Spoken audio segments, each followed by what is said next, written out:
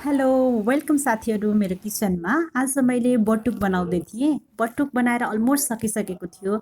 यो recipe हजुरहरूसँग share गर्नु मन लाग्यो अनि मैले बिचमै अन्तिममै भनौँ न यो भिडियो स्टार्ट गरेकी छु। बटुक बनाउनको लागि हजुरहरूले 5-7 घन्टा अथवा अघिल्लो दिन नै राति केराउलाई भिजाउनु पर्दछ अथवा कुनै पनि खालको गेडागुडीलाई भिजाउनु पर्दछ। मजाले भिजिसकेपछि त्यो गेडागुडी अर्थात् यो चाहिँ केराउ रहेको छ, केराउलाई मिक्सरमा राखेर स्वाद अनुसार नुन र अलिकति अदुवा राखेर यसलाई पेस्ट बनाउनु होला र यो धेरै गिलो हुन नदिनु होला। हेर्नु जस्तो मैले भिडियोमा देखाएको छु त्यतिकै खालको थिन बनाउनु होला। यसरी बनाइसकेपछि यसरी मैले चाहिँ हातमा उलटपुलट गरेर आफ्नै सेप दिने गरेकी छु। अनि यसरी हजुरले बटुक हाल्न सक्नुहुन्छ।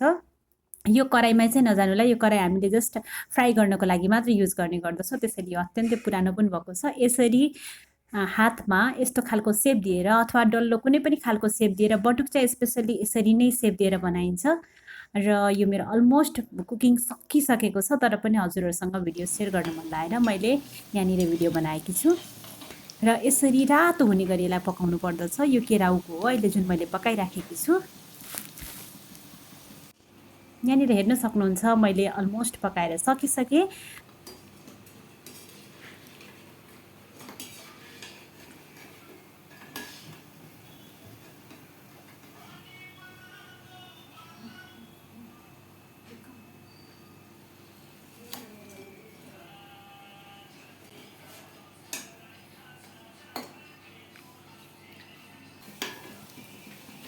जुन मैले हजुरलाई अहिले भर्खर देखाइराखेकी छु यो चाहिँ झिलङ्गी अर्थात् सिल्टुङको हो।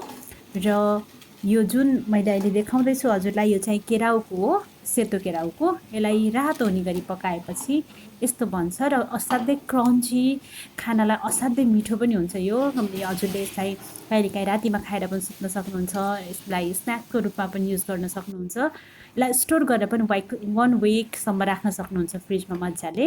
र यसको लागि मैले लोकल टमाटर, घरकै लोकल टमाटरको चटनी पनि बनाएँ। अब हजुरहरूलाई मैले यसलाई सर्भ गरेर देखाउँछु। यो राखेँ मैले झिलङ्गीको। यस्तै गरी झिलङ्गी र केराउको दुवै प्रकारको मैले यो बटुकलाई प्लेटमा राखेर सर्भ गर्न गएँ। यसरी सर्भ गरेँ। आशा छ तपाईँहरूलाई यो भिडियो मन पर्यो र यस्तै खालका नयाँ नयाँ डिसहरूको लागि हाम्रो च्यानललाई सब्सक्राइब गर्नुहोला। यदि तपाईँलाई यो भिडियो मन परेको छ भने सेयर गर्नुहोला साथीहरूकोमा। Take care, by.